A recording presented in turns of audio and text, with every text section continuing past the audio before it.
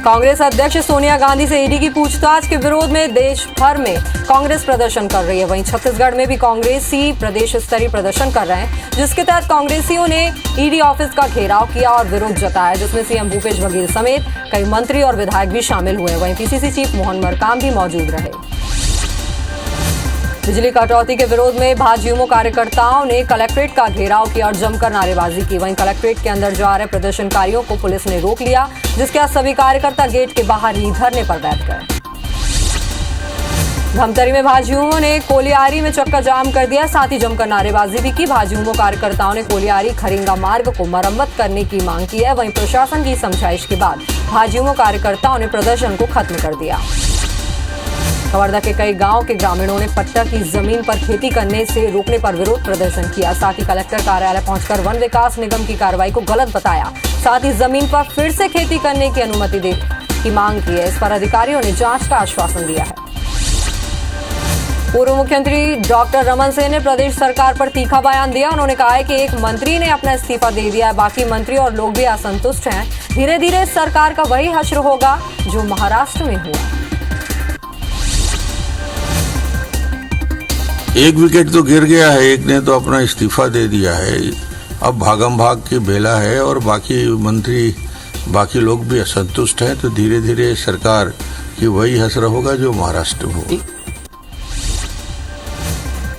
पूर्व सीएम रमन सिंह ने अविश्वास प्रस्ताव पर कहा, इस सरकार में सबसे ज्यादा परेशान किसान है। सरकार के खिलाफ अविश्वास प्रस्ताव लाया गया है। किसानों के मुद्दों को लेकर और अन्य मुद्दे को प्रस्ताव लाया गया है। सरकार ने 4.25 साल में अपना विश्वास खो दिया है। जनता के और विकास के सारे काम रुक गए हैं। हर जगह भ्रष्टाचार हो रहा है। निश्चित रूप से ये 4.25 साल में पूरा अपना विश्वास खो चुकी है। जनता चारों तरफ से विकास के सारे काम, डेवलपमेंट काम डूब गए हैं, रुक गए हैं। भ्रष्टाचार हावी है। तो और आज सबसे ज्यादा परेशानी यदि कोई है तो किसान के मुद्दों को लेकर और अन्य मुद्दों को लेकर सरकार के खिलाफ अविश्वास प्रस्ताव लाया जाएगा। वहीं छत्तीसगढ़ कांग्रेस प्रदेश अध्यक्ष मोहन मरकाम ने पूर्व सीएम रमन सिंह के बयान पर पलटवार किया है। मरकाम ने कहा, कांग्रेस पर जनता ने विश्वास जताया, वो आज भी कायम है। भाजपा जिस भी मुद्दे पर अविश्वास प्रस्ताव लेके आए, सभी का डटकर सामना किया जाएगा। हर विश्वास पर चर्चा होगी, सभी सवालों के जवाब दिए जाएंगे। जो भी प्रस्ताव लाए, हर प्रस्ताव का जवाब विधानसभा में हमारी सरकार देगी, क्योंकि इन 3.5 सालों में हमारी सरकार लगातार छत्तीसगढ़ के विकास, छत्तीसगढ़ के लिए प्रगति कर रही। तो जो भी प्रस्ताव लाएंगे उसका हम जवाब देंगे। महाराष्ट्र को लेकर दिए बयान पर पीसीसी चीफ मोहन मरकाम ने पलटवार किया। रमन सिंह के बयान पर पलटवार करते हुए मोहन मरकाम ने कहा, छत्तीसगढ़ में जनता ने कांग्रेस के 71 विधायक दिए हैं। महाराष्ट्र की स्थिति अलग है, यहाँ की स्थिति अलग है। भाजपा के पास सिर्फ 14 विधायक है, इसलिए भाजपा को मुंगेरी लाल के हसीन सपने नहीं देखने चाहिए।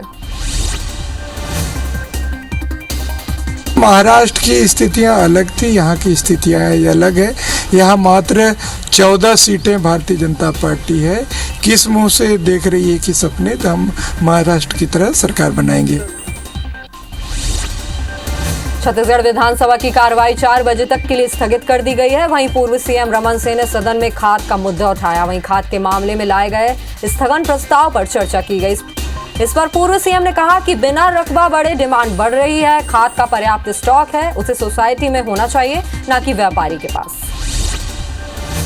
राज्यपाल अनुसुईया उइके से राजभवन में झारखंड के राज्यपाल रमेश बैस ने मुलाकात की। इस मौके पर दोनों राज्यपालों ने देश और प्रदेश के समसामयिक विषयों पर चर्चा की। साथ ही प्रदेश स्तर और जनजातीय समुदाय से जुड़े विभिन्न समस्याओं के निराकरण के लिए समाधान मूलक विचार साझा किए।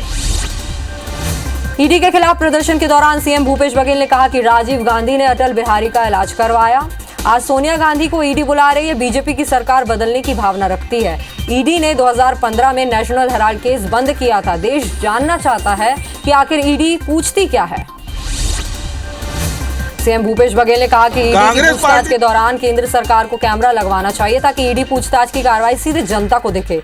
ईडी वाले रमन सिंह से पूछताछ क्यों नहीं कर रहे? रमन सिंह के कई मामलों की शिकायत ईडी में हुई है।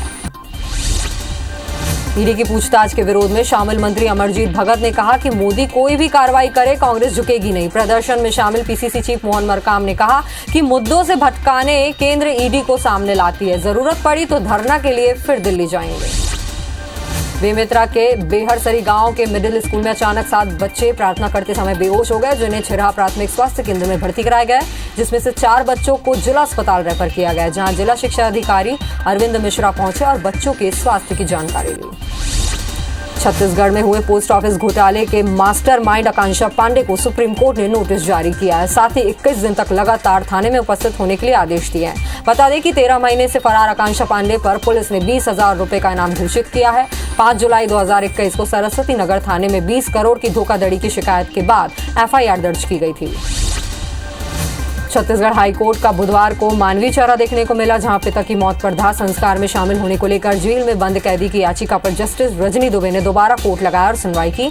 सुनवाई के बाद जज ने कैदी को रिहा करने का आदेश दिया, साथ ही तुरंत उसके अधिवक्ता को सर्टिफाइड कॉपी भी दी। कोर्ट ने कहा कि अमितेश कीर्ति को 1 महीने बाद खुद सरेंडर करना होगा। छत्तीसगढ़ में कोरोना संक्रमण तेजी से बढ़ रहा है। प्रदेश में 24 घंटे के अंदर कोरोना के 633 नए मामले सामने आए, जबकि 370 से ज्यादा मरीज डिस्चार्ज भी हुए, जिसके बाद एक्टिव मरीजों की संख्या 3,343 हो गई है। सबसे ज्यादा 116 नए मरीज रायपुर में मिले हैं, वहीं दुर्ग में 93, राजनांदगांव में 58, कोरबा में 45 मरीजों की पुष्टि हुई है। भिलाई के ढाबा के एक कंपनी में काम के दौरान श्रमिक की मौत के बाद जमकर हंगामा हुआ। आक्रोशित ग्रामीणों ने कुम्हारी अहिवारा मार्ग पर चक्का जाम कर दिया, साथ ही श्रमिक के शव को रखकर कई घंटों तक विरोध प्रदर्शन किया। दरअसल कंपनी प्रबंधन की ओर से मुआवजा देने में टाल मटोल करने पर ग्रामीणों का आक्रोश भड़क उठा। शीतकाल में तेज बारिश के चलते जगह जगह सड़कें कट गई। वही IBC 24 पर खबर दिखाए जाने के बाद डीएम दीपक सोनी ने सड़क का निरीक्षण किया और ठेकेदार को सड़क बनाने के निर्देश दिए। साथ ही समय पर काम पूरा नहीं हुआ तो कार्रवाई की भी बात कही है।